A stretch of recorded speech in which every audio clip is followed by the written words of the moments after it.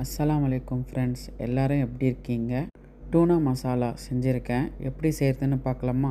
என்னோடய husband lunch பாக்ஸ்க்கு இது கொடுத்து அனுப்பியிருக்கேன். வீட்டில் ட்ரை பண்ணி பார்த்துட்டு எப்படி இருக்குன்னு சொல்லுங்கள். முதல்ல கடாயில் ஒரு 4 ஸ்பூன் எண்ணெய் ஊற்றிக்கிட்டு ஜீரகம் போட்டுக்கலாம். அது பொரிஞ்ச உடனே வெங்காயம் போட்டுக்கலாம். இதுக்கு வெங்காயம் ஜாஸ்தியாக கேட்கும். 4-5 வெங்காயம் நல்லா பொடிசாக அரைச்சி போட்டிருக்கேன். ஒரு பாக்ஸ் டூனாவுக்கு 4-5 வெங்காயம் நல்லா மெலிசாக கட் பண்ணி ஆட் பண்ணியிருக்கேன். வெங்காயத்தை நல்லா வதக்கணும். கலர் மாறுற வரைக்கும் நல்லா வதக்கணும்.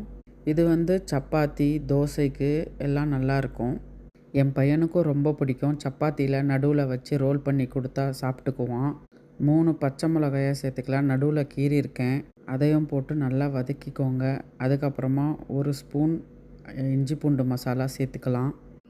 அதையும் போட்டு நல்லா வதக்கிட்டுக்கோங்க. இஞ்சி பூண்டோட வாசனை நல்லா போகணும். நான் ஒரு 10 டேஸ்க்கு ஒரு தடவை இந்த டூனா மசாலா வீட்டில் செஞ்சுருவேன். அதுக்கப்புறமா 2 தக்காளி மிக்சியில் அரைச்சி ஊற்றிக்கிறேன். தக்காளி அரைச்சி ஊற்றுனீங்கன்னா கொஞ்சம் கிரேவி மாதிரி வரும். அதுக்காக தான் ஊற்றுனேன். அதுக்கப்புறம் உப்பு சேர்த்துக்கலாம். மிளகாத்தூள் கொஞ்சம் போட்டுக்கலாம். இந்த லூலுவோட பிராண்ட் தான் நான் டூனா வாங்குவேன். எப்போவுமே இது தான் வாங்குவேன். இது ரொம்ப டேஸ்டியாக இருக்கும், நல்லாயிருக்கும். மஞ்சள் பொடி கொஞ்சம் சேர்த்துக்கிட்டு மல்லித்தூள் 1/2 ஸ்பூன் போட்டு அதையும் போட்டு நல்லா வதக்கிக்கோங்க. நல்லா பச்சை வாடை போகணும். தண்ணி கொஞ்சம் கூட சேர்த்தக்கூடாது. இதில் தண்ணி சேர்த்துனிங்கன்னா டேஸ்ட்டு மாறிடும். இந்த வெங்காயம் தக்காளிலேயே நல்லா வதக்கணும்.